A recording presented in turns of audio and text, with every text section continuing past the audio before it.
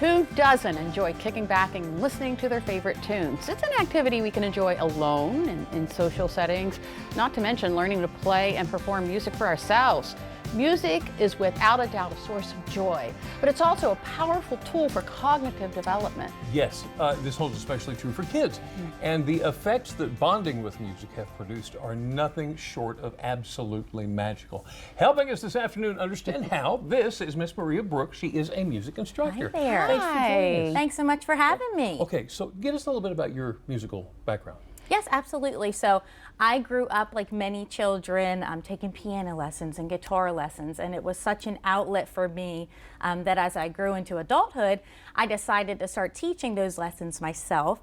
And then a few years ago, I started teaching at a local school, and then most recently, a year and a half ago, when I had my daughter, I started teaching children's music classes for ages 0, so infants and up. And it has just really evolved, and I'm so passionate about it. I'm just so glad that I get to share it with not only children her age, but their parents too. So talk a little bit about how you teach an infant music. Well, that's a great question, because you're probably thinking, there's no way, they're far too small, they can't hold a guitar. But we begin with very basic things, like basic songs, row, row, row your boat. If you're happy and you know it, Ba Ba Black Sheep. And you start there, that helps build their language, that helps build their rhythm. And then we evolve from there into incorporating more instruments and the dancing as they grow. So you can use this, I don't know, as a foundation for positive development? Absolutely, absolutely. As they hit about the age of 1.5, where they're starting to dance a little bit, and then up from there, that's great for gross motor skill development. The fine motor skills when they're holding the rhythm sticks or a maraca, and then also their cognitive development, specifically speech. Singing and music is great for speech because they're watching how your mouth moves, and they're hearing the different nuances of your voice and what words you sing soft and what words you sing loud. That's neat. Now, you're a certified music garden instructor? Yes. Tell us about that. So music garden classes are, it's a curriculum for everything from infants and up, and those classes, the curriculum really builds on those foundations of rhythm, finger plays, like 1 little, 2 little, 3 little numbers, which I love showing parents because I have found they're great to do at home, and they're very soothing for nap time or bedtime. So music garden takes very, very basic fundamentals of music and starts teaching them at age 0. At 0. Neat. So what kinds of music do you play during?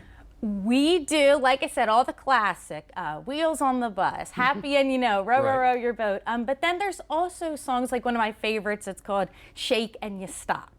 And it says, well, you shake and you shake and you shake and you stop, which is teaching the children to control their bodies. What does stop mean? And if they don't know it yet, they look around and say, oh, everyone stop. So different fundamentals like that through very simple songs. And then, of course, I throw in fun ones, too, that the parents like some Bob Marley tunes and things like that, because the kids need to know those, too, right? Yeah. Wow. So have you noticed that children gravitate toward a certain instrument? I would say they are all enamored with the guitar. Because it's something they might see on TV or in books and pictures. I know I have a few children's books that say G is for guitar, but they might not have one at their house. So they're all infatuated with that. But I would say just the everyday play, they love the shakers, they love the rhythm sticks that they can tap together or tap on the ground. But one that they really love and parents love too is a steel drum. Really? And the way that the steel drum that I bring is tuned, every note that they play sounds good, and they're real loud, and they sound happy, and the kids love that. Even the little ones.